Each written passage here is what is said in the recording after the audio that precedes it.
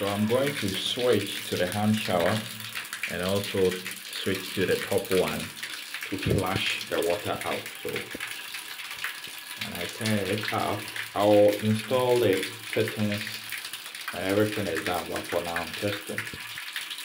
So turn it, switch to the hand shower. I'll turn it one more time and then it will switch to the top shower.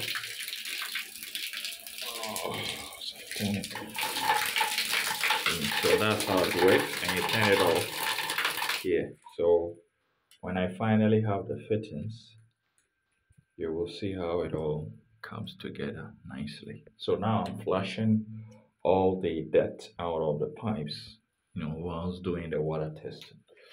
This is the main how do we even call it? This is a switch or tap to shut off, main shut off for this entire bathroom.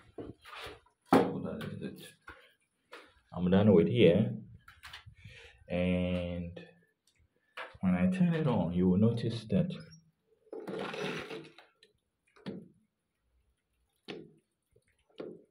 there isn't any leakage on the shower or anything, right? So I'm going to do that.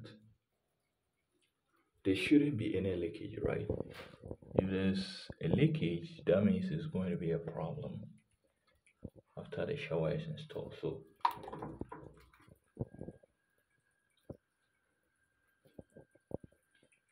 you want to check for all of that.